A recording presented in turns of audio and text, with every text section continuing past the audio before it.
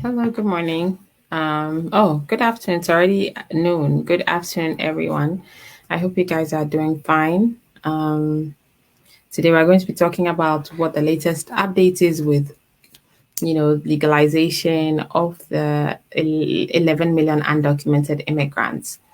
So, as you guys know, this is going to be the third strategy that the Democrats are going to be using to actually try to legalize some undocumented people. And there's an update. Let me share my screen and let's get started. Guys, welcome to this live video. If you watch later, very welcome. Don't forget to like the page if you're watching on YouTube. Also, don't forget to like, comment, subscribe. And yes, drop me your comments. I'll be reading them very shortly. So, Democrats in the Senate. So this is the third time they are trying to use a technical procedure to try to include immigration provisions in the Build Back Better Act. And we have news that they want to try to pass a Build Back Better Act by before Christmas, which is very good news if it goes through. They asked some analysts and they are confident that this is going to pass Senate. Remember that the act has already passed the House of Representatives, and now it's in Senate. So we're waiting for Senate to also vote on this act. This is the act that contains the immigration provisions, and we have a 50-50 split Senate. Democrats are 50, Republicans are 50, and Kamala Harris is the tiebreaker, right? And with budget reconciliation, voting in Senate just needs to be a simple majority, which is 51. As opposed to getting 60 votes if they want to overcome a filibuster. Okay. And when they use the budget reconciliation process, then they don't have to worry about trying to overcome the filibuster with 60 votes. That would not have been possible because there's no way 10 Republicans would have joined the Democrats to allow them to pass this bill. So thankfully, we have the budget reconciliation process that just allows for 51. So hopefully, all the Democrats will be on board. Kamala Harris will be on board, and they can do this. But just this Wednesday, that was a couple of days ago, the Senate parliamentarian, she considered arguments from both the Democrat and the Republican aides on whether the immigration provisions should be included in the massive spending bill and all that. So, guys, remember that we spoke about the fact that they need to go through the process known as the bed bath. And this bed bath is what the parliamentarian will be using to decide or to determine whether a provision needs to be included in the budget reconciliation. So for any provision to be included in the budget reconciliation, it needs to follow some rules. Oh, I thought I had opened. I'm sorry. Yes, I was trying to pull up the bird bath. Let's just go over that very quickly, guys. I'll be reading your comments soon. Don't worry. Okay, so understanding the bird bath. Oh gosh, yeah. Well, I would have to stop this screen and share that. Okay, let's continue, and then once I'm done, we'll just go over what the bird bath is, and we'll take it from there. Okay. Yes. So again, yeah, the process, as I discussed in other videos, is that it's going to be, a parole, okay, to allow undocumented immigrants to actually work, get some sort of temporary protection from deportation, and then also work and then live here freely in the United States, for about 10 years, which is still better than nothing. And the Senate parliamentarian, again, her role is to make sure that, the Senate, they are following rules, protocols, and they are not abusing the budget reconciliation process. Okay, because there are very specific confines within which a budget reconciliation process, a budget reconciliation process can be used to pass a bill. Okay. Okay. So I think we've discussed this, the fact that they don't need 60 votes to overcome the filibuster. Let me see. Let me go down. Yeah. So again, it will provide temporary protection from deportation and work permits to undocumented immigrants who entered the U.S. prior to January 2011. And again, they have to meet certain criteria. Remember, guys, I went through the Build Better Act. I went through the text, the actual text of the bill.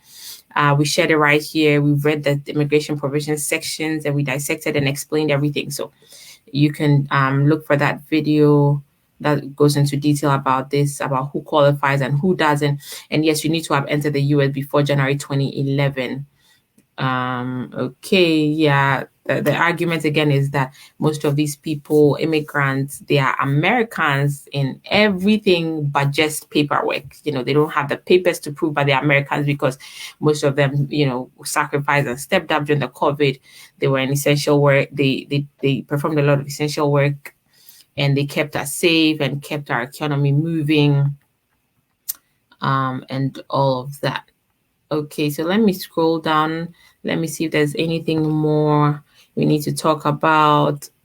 They're claiming, well, the Democrats are saying this is not the last chance to get. So even if the Senate parliamentarian rules against the Build Better Act, they're still going to come back with something else. But I'm really hoping that this doesn't happen. I mean, we really need this passed if possible.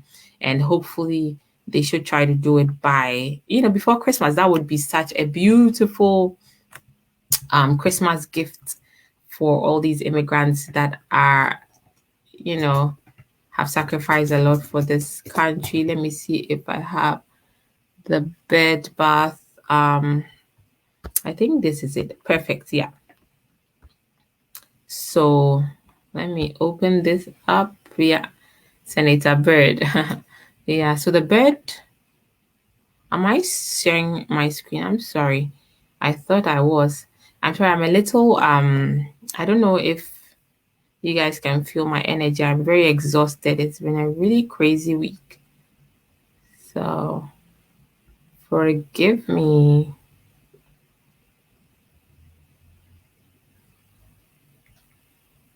Okay, there it is. I don't know why this flower. Okay, perfect. Right here.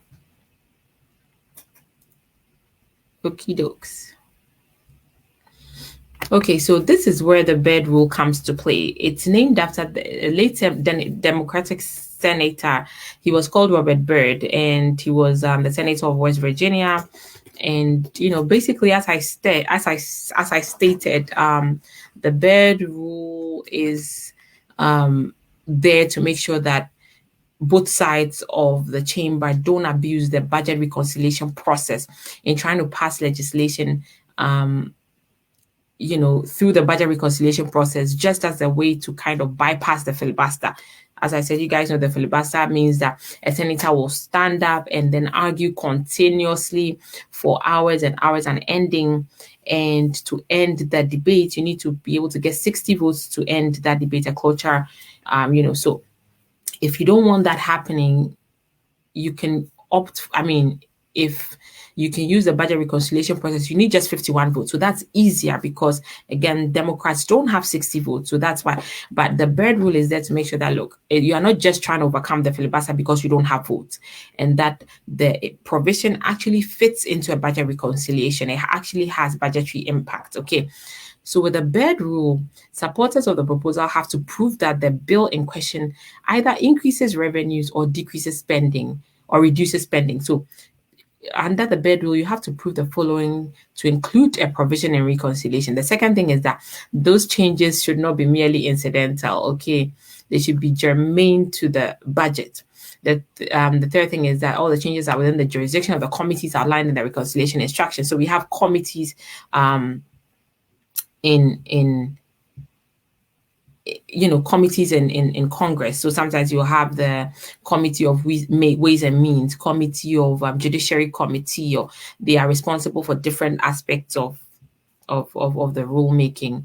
In this case, that is the Finance Committee and the Health, Education, Labor, Pensions Committee. So you need to be within your jurisdiction to make those rules. And then let me see. Well, let's talk about this. The proposal should not have any impact on Social Security.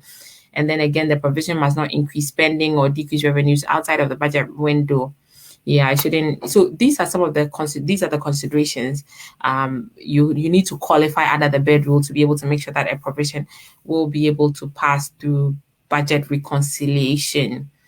And yeah, that's it. So guys, I just wanted to give you guys this update. Wednesday, they made their argument before the Senate parliamentarian. She seems to be, the woman in charge, the lady in charge. So we'll see what she says, whether the immigration provision can, be part of the Build Better Back Act. And if it's going to be passed before Christmas, that would be amazing.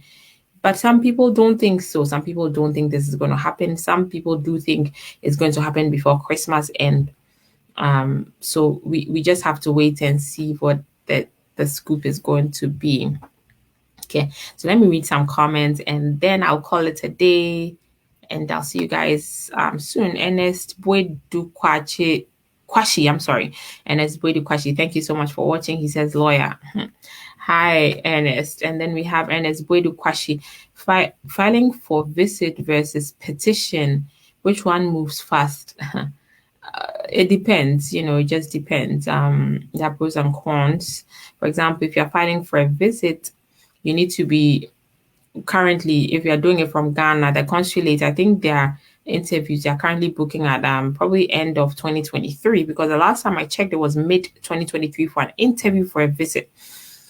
So there's that, and sometimes if you have a wife or a spouse here, you may be denied a B2 visa because what shows that you're going to go back to your country.